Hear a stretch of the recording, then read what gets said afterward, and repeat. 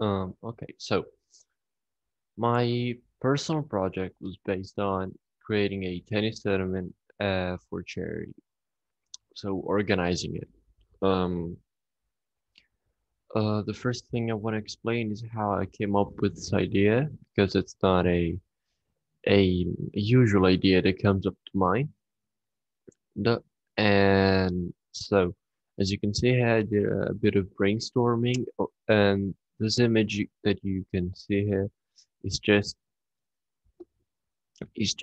a mind map that was already small compared to the one that I did at the beginning, which I had more than 8 ideas. But slowly, I managed to narrow them down, following the criteria of which ones were more challenging and which one were actually more connected to my personal interest. So I also had ideas of building my own computer, which is the one I'm actually using right now, and cigarettes, cigarettes, then creating cigarettes bins in which to throw cigarettes away when you're in the street, instead of throwing that on the street, which is a very bad habit that a lot of people have. And then the other one was creating a movie and a documentary that wanted to that had the aim to uh explain to people the drug effects that teenagers are afflicted by, many teenagers. And so that was also a very nice thing I wanted to do. However, that in the end I chose this one, as I explained here. My personal interest was stronger, and that I was really committed to this project, as I've been playing tennis for more than 4 years by now, and it is one of my greatest passions. Yeah, indeed, tennis is one of my greatest hobbies, and recently was uh, I also started competing, so I got even more involved in the sport, which I'm loving. And uh, for what regards to charity part, I was interested. I've been always interested in doing charity. I think it makes you a better person.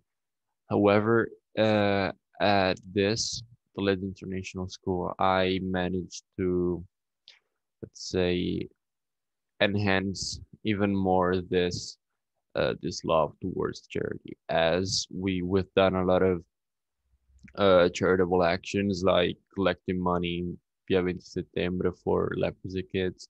That was very nice. And so I got inspired by Roger Federer's Match for Africa, which is um, where he basically organizes a few matches with big people like Bill Gates and other and important actors, and it collects money from people that pay to view the matches, and then it donates that money to kids in need in Africa. Um, then my global context, of course, in this case, is fairness and development, sharing finite resources with other people and with other living things. As I explained here, I've chosen to use global context since my project is based on a charity event. Indeed, what could be more fairness and development than my project? Then I've chosen an area of exploration, specifically sharing finite resources with other people and with other living things. Why is that? Well, since my personal project is about raising money for people that need help, in this case, my project has the goal to share finite resources, money, with other people, of course. And yeah, so this was the investigating stage in which I had to understand what I really wanted to do. And after that, I moved on to the planning and action stage and action stages. These were the most um I think complicated one, as well as the most interesting ones. Um as a matter of fact, As a matter of fact, these two stages were fundamental. Okay, these two stages were fundamental steps for the completion of my project. In the planning stage, I created a Gantt chart with my tasks, and then, of course, in the action stage, I fulfill those tasks. As you can see here, I did a Gantt chart in which I set myself a lot of tasks, and it was very difficult as the COVID-19 pandemic was ever changing, and the rules related to it were also ever changing. So I never knew when I could go out and do some tasks that I had planned for. So I really had to plan in advance. However, that and since I needed to plan in advance, it was very hard because of sudden changes that I could not control. That I could not control, of course.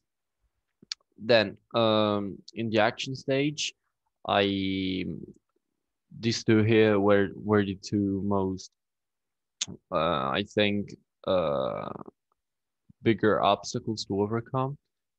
And as a matter of fact, finding a hosting club was not easy. Uh, and in fact, this was the most challenging part of the project. Indeed, I contacted more than 5 clubs, and only one of them in Quarto, which is a block in Genoa, made a reasonable offer. To overcome this hindrance, I used a lot of communication and thinking skills. Indeed, when I wrote a lot of emails to other clubs, to other tennis clubs, the response would be almost hilarious sometimes, and or maybe they would ask for a lot of money in return, or just they would give me the court for a very short amount of time, and which I couldn't really uh, host a tournament. Um, and to really overcome this obstacle, I really needed to use communication and thinking skills, like think out of the box and try to find new ways you know, to convince other people, as well as using empathy when writing emails, and yeah, and of course a good communication when indeed uh, negotiating maybe for a deal uh, about the courts in this case. So designing a charity organization was not easy. Um, I mean, at the beginning, I was aiming for a small association. Indeed, I thought that since my goal was to raise about 500 to 600 euros worth of money, I thought, well, I mean, 500 euros are a lot of money, but they're not a lot of money for a big association. So I thought, well, why not? Let's donate to a smaller association, as this money is going to have a bigger impact rather than to a big one. However, then I realized that my personal project should have been more challenging. I wanted to aim higher, and so I did. I contacted Gaslini, um, that is a well-known and renowned hospital all over Europe. It's a pediatric hospital, and I found on their website that um, they were they had launched a campaign against Kawasaki's disease, which is a basically a disease that acts on the immune system of children and exposes them to other diseases like COVID-19, for instance. And so I was really attracted by that project, and I wanted to help. And unexpectedly, I managed to collaborate with them. And I say unexpectedly because, as I said before, they were a very big hospital, and I thought they already had a lot of they maybe had a lot of requests like mine. However, uh, I kept, you know, asking, and in the end, they accepted to collaborate with me, and thus I was able to use their name for my tournament, and this really helped me when I needed to raise awareness about it. As a matter of fact, I also created a flyer, as you can see here. As you can see here, the first one is a draft version that, with the help of a graphic designer, I also created the more aesthetical version. And another thing you can notice is that uh, I wrote Gazzini maybe more little, or other details. I changed the logos as a um, as Gazzini's hospital were was asking me to follow these little details, since a big association has a lot of copyright issues, and we didn't want to we didn't want to you know, uh, break those privacy rules. And so at the end of the stage, looking back now, I can say that this stage has been the most interesting among all the stages. As after the planning stage, I had to put myself out of the comfort zone and actually get the work done. I think when you're 15 and you're not used to working with adults, and then, by the way, people that are way more experienced than you, uh, I I think it's scary, and it's also uncomfortable at the beginning. And I had a lot of responsibility as well, as I had to handle legal related things, like documents to and sign documents, like, for instance, to create a partnership between the club and the hospital. And yeah, it takes a lot of courage and responsibility. However, once my plan started working accordingly to my Gantt chart, I managed to be calmer. Yeah, I think that when a project is going the way you predicted, is very nice, as you've set yourself some goals and you know where to go, and like you follow that direction. And so I strongly believe that this stage in particular has changed me for the best. I think I've become more secure of myself, and that I've grown a lot in terms of self-management and of communication. Communication, thinking, and also social skills. Even though the final realization of the ceremony did not ultimately take place due to the pandemic, I've achieved my outcome. Yes, unfortunately, my my tournament didn't take place due to sudden changes in the pandemic. Just 2 days before my the date that was set for my tournament, uh, the DPGM, which is basically a set of rules that the Italian government pretty much states each week, changed, and I couldn't hold the tournament anymore. However, when talking to my supervisor, I realized that my goal was more about organizing a tournament rather than actually doing it. So I'm happy. Uh, Nevertheless, I'm happy, and because I've done a good job, I've put myself out of the comfort zone, and I've also managed to uh, challenge myself. And then, um, after talking to my supervisor, I also wanted to ask other people's opinions, and as you can see here, it was very positive. Their feedback was very positive. And like, the first question was, do you think that collaborating with Gaslini was challenging? And all of them told me, yes, I think that is very challenging and that you did a good job. And then the same response was given to me when I asked them about, was collecting 600 euros a challenging goal, and everyone said yes, yes, for sure, yes, yes. I think that your first goal was very challenging, and However, there were also some other feedbacks. Like I think that maybe the amount of money that was placed as a goal was too high, and this feedback was actually very nice to hear, as it makes me understand how high I actually was aiming for. Um, and then I managed if to get in contact with Gaslini and to make them upload my flyer on the website. I've asked my school to publish it, and I've hung some flyers at the tennis club. Knowing this, how do you grade my communication skills using the purpose of commercializing my project?